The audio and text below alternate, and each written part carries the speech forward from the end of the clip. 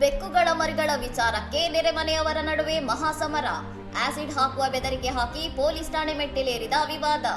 ಶೇಷಾದ್ರಿಪುರದಲ್ಲಿ ಹೆಣ್ಣು ಬೆಕ್ಕು ಮತ್ತು ಪಕ್ಕದ ಮನೆಯ ಗಂಡು ಬೆಕ್ಕಿನ ಸಂಪರ್ಕದಿಂದ 4 ಮರಿಗಳು ಜನಿಸಿದ್ದು, ಈ ವಿಚಾರ 2 ಕುಟುಂಬಗಳ ನಡುವೆ ಸಂಘರ್ಷಕ್ಕೆ ನಾಂದಿಯಾಗಿದೆ. ತಮ್ಮ ಮನೆಯ ಹೆಣ್ಣು ಬೆಕ್ಕಿನ ಮರಿಗಳಿಗೆ ಪಕ್ಕದ ಮನೆಯ ಗಂಡು ಬೆಕ್ಕೆ ಕಾರಣ ಎಂದು ಆರೋಪಿಸಿದ ಮಾಲೀಕರು ಮರಿಗಳನ್ನು ಅವರ ಮನೆಯ ಮುಂದೆ ಎಸೆದು ಜಗಳವಾಡಿದ್ದಾರೆ.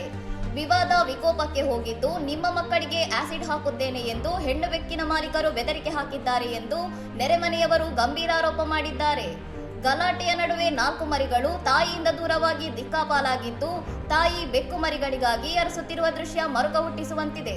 ಪರಿಸ್ಥಿತಿ ಉದ್ವಿಗ್ನಗೊಂಡ ಹಿನ್ನೆಲೆಯಲ್ಲಿ ಶೇಷಾದ್ರಿಪುರ ಪೊಲೀಸರು ಸ್ಥಳಕ್ಕೆ ಧಾವಿಸಿ 2 ಕುಟುಂಬಗಳನ್ನು ಸಮಾಧಾನಪಡಿಸಿ ಗಲಾಟೆಯನ್ನು ಶಮನಗೊಳಿಸಿದ್ದಾರೆ. ಇನ್ನಷ್ಟು ಸುದ್ದಿಗಳಿಗಾಗಿ ನೋಡ್ತಾ ಇರಿ ಸೌರಂ ಟಿವಿ.